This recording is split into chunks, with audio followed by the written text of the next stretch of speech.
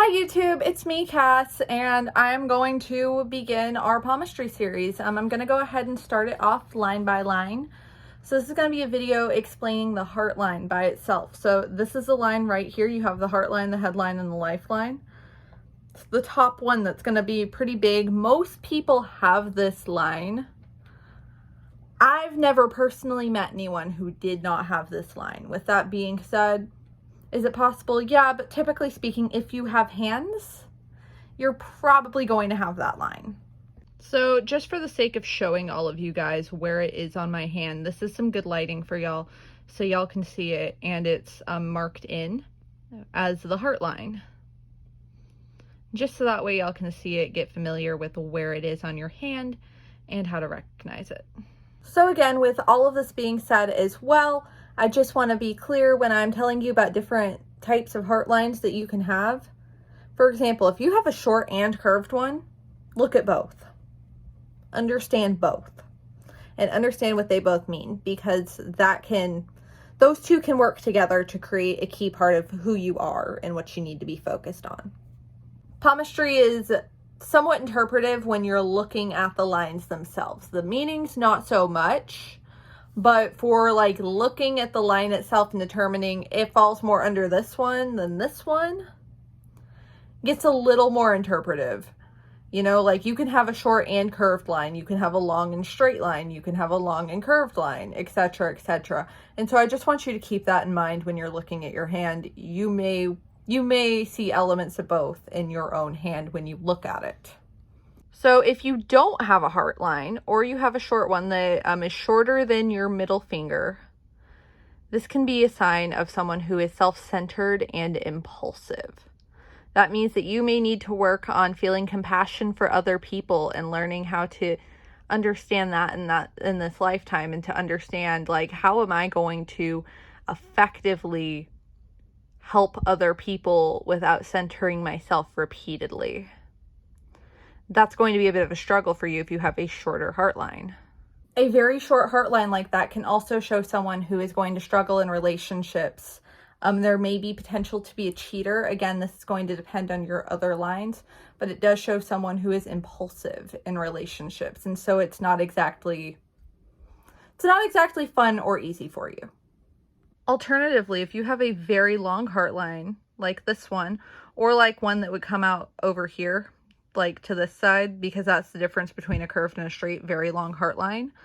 It shows stubbornness and an inability to, you have a lot of moral resolve with this line. However, you're very stubborn. You don't exactly like to hear out other people's opinions. And again, this does lead to relationship trouble because you are very stubborn and set in your ways and your morals. You guys tend to have a really hard time with breakups, and y'all are loyal to a fault almost, and sometimes it can get y'all stuck in some toxic situations because once you commit, you are very committed. So just keep in mind, if you have this marking, not to be caught in bad relationships and in bad cycles. Understand when it's okay to leave. That is a lesson that you personally will have to work towards. Meanwhile, for your love line to end under this finger right here, the one that I'm poking, it's a sign of abundance in love. This could be a sign of polyamory in certain situations. However, I would want to look at the rest of the hand, the curvature of the line, etc. I wouldn't guarantee that based on this, but that can be a good sign of very abundant love. It can also be a sign of a wealthy partner or anything along those lines. If it ends like right here, it's still considered a good sign, just not nearly as good as being under Jupiter. So you don't necessarily want it to extend all the way past the palm, but here or here, like anywhere from here to here, is usually a pretty good sign. Within palmistry, it's a sign of someone who is going to most likely have stable relationships, someone who's going to have good luck in relationships, somebody who may end up getting more than what they give, and some dumb luck. Next up, we're going to be looking at the curvature. Now, I don't really like where I drew the down. However, I didn't want to go through cleaning off the upline from earlier, so that's where we are now, because I am using my real heart line as a template. Mine doesn't go up that high personally, but I'm using it as a template. So if it is straight, you tend to be a little more submissive in love relationships. You're a little shyer and a little more approachable. You're honestly kind of a sweetheart. It doesn't mean that people dislike you. People don't see you as weak, but they do see you as more passive, and you're more likely to play a submissive role in your relationships. Meanwhile, with a downward line, people are more likely to see you as weak and unable to express your own emotions well, which in turn can cause issues in relationships, both friendship and romantic, because they don't see you as someone who's willing to express what you need to express in the way that you would be expected to, and all of that stuff. And it's that's part of how people will see it. And so it does make that a little bit harder for you. Finally, if your line curves upwards, you are a flirt, you are a romantic, and you are good at it. People see you as charming. You are more likely to be able to pull somebody your way, get them to come over like that. You have a way with words, and people generally like talking to you. And you're pretty good at getting what you want out of a relationship and getting the person that you want and flirting in a way that makes people feel at ease with you. You tend to put people at ease when you speak with them.